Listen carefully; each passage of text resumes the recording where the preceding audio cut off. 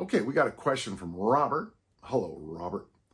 If you were setting up a home gym, what equipment would you get and in what order if need to stage the purchases over time? The first thing you have to think about is what space you have.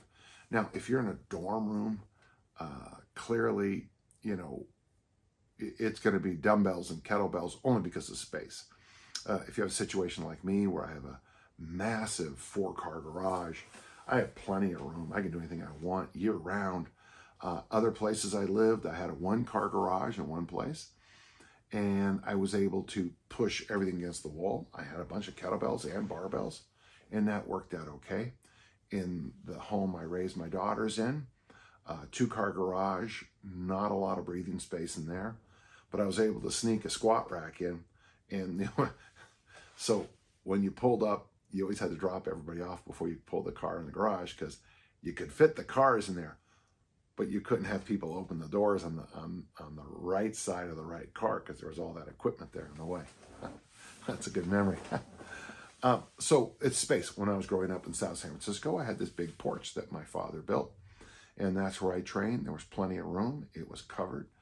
It was full of flies in the summer, and it was freezing cold in the winter. And so first off, we want to start with what space do you have?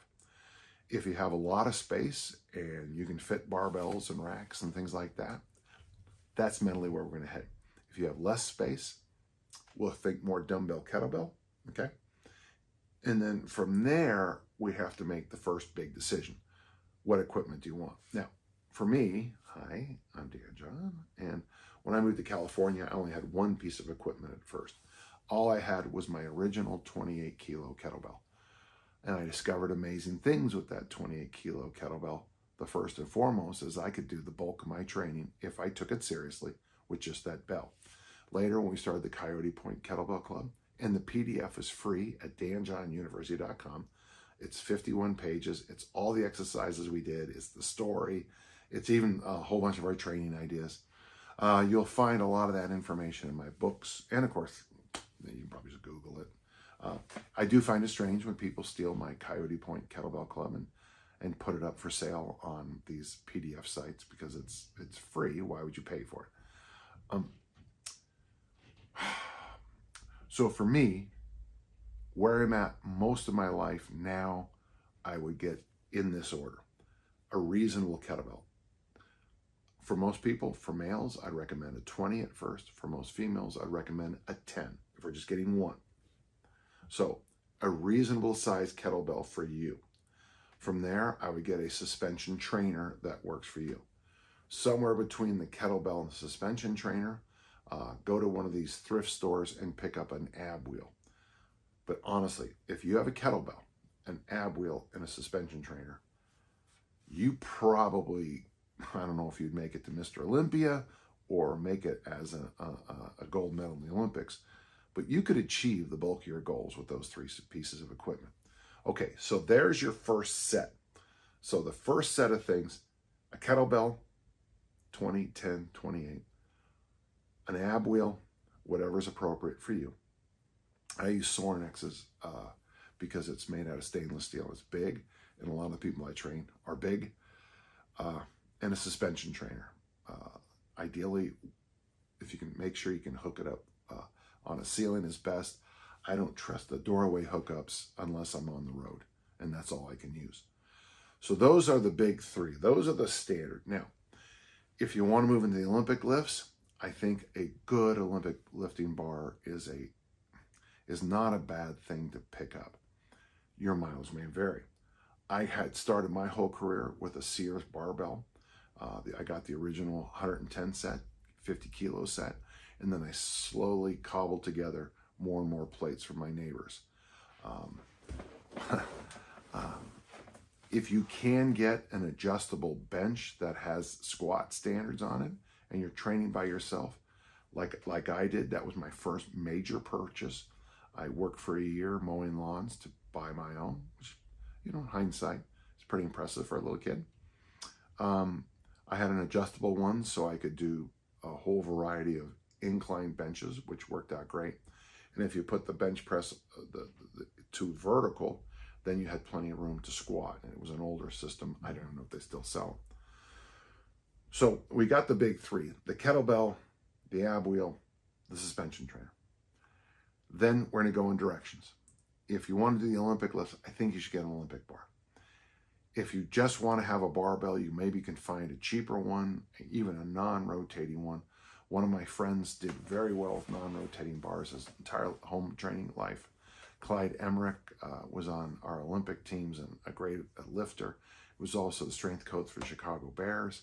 He did all of his training with just a good old-fashioned non-revolving bar, and just stacked the plates on, so you can get very strong. If you decide to go down the barbell route, I would recommend a couple things. First, don't bench press when you're alone. Let's get that out there as soon as we can. I feel that incline bench pressing by yourself is okay. If something bad does happen, it will slide down. It will be uncomfortable trying to get that barbell off that junk, that area around your zipper, but at least you won't choke out. If you're gonna do upper body work at home with the barbell, I love cleaning every lift.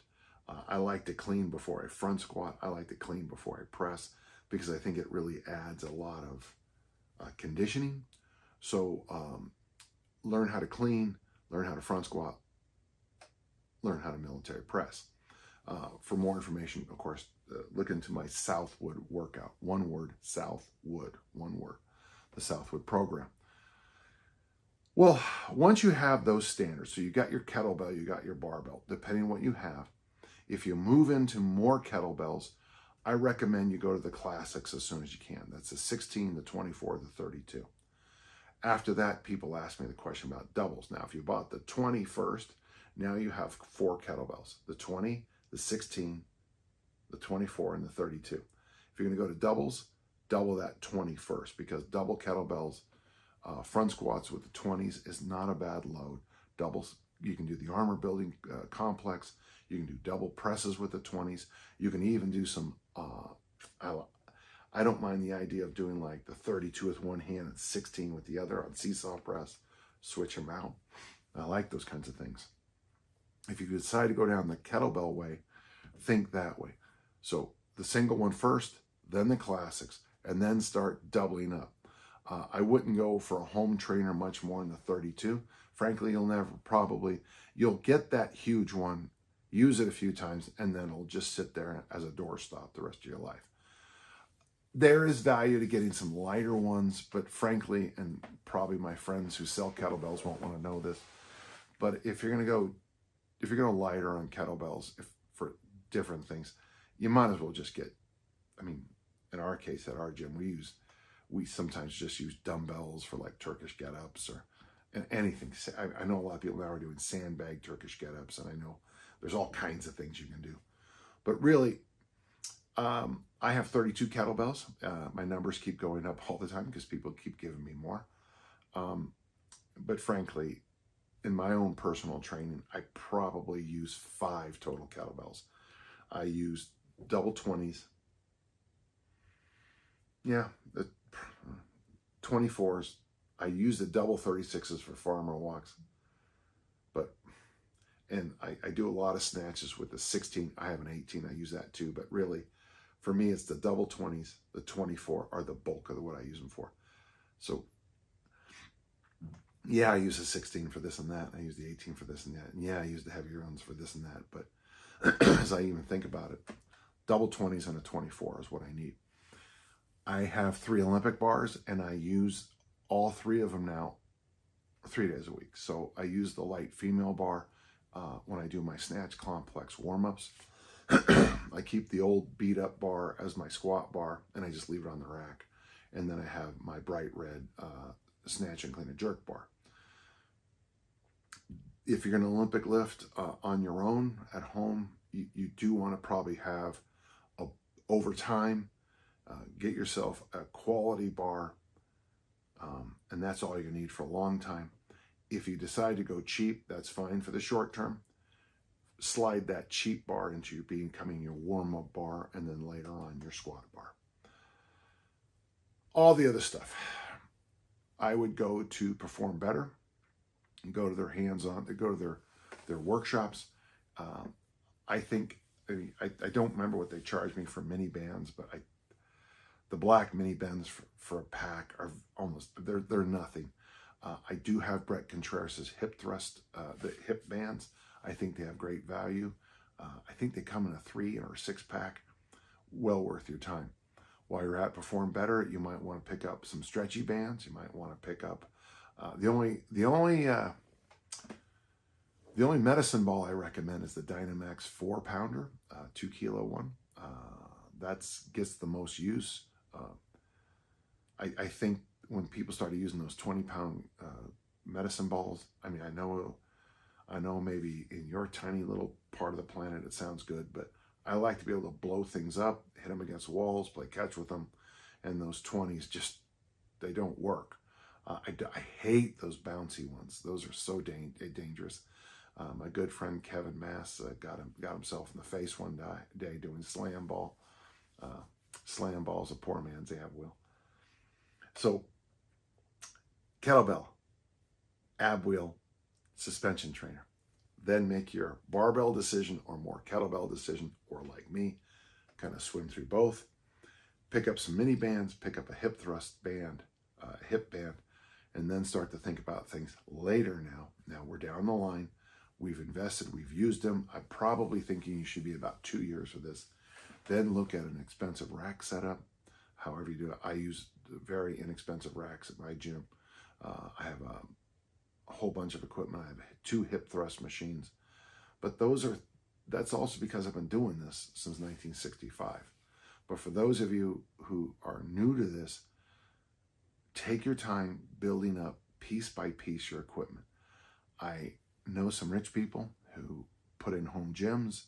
They go to a company, and I'm sure the salesman goes like this, because and here's the thing. Treadmills, I believe I read in Consumer Reports, have an average use of 7.2 times, and then they become clothes holders. Steppers, very few people use home steppers. I had that Concept 2 rower I gave away because we never used it in my gym. $1,300 investment, but no one ever used it. And I kept trying to get people to use it, and people just didn't. And I know I'm going to get an email, I use mine all the time. Well, good for you. And you're probably like me. I use my Olympic bars 3 days a week. I use my kettlebells 5 days a week. But until you get grounded, take your time building up your equipment. And as you're building up your equipment, this is the most important point, build up your technical expertise and your knowledge base. Knowledge is tearing things apart. Wisdom is putting them back together. When you're going through this process of learning everything, you need to tear those exercises apart and then build them back together. Great question. Thanks for asking.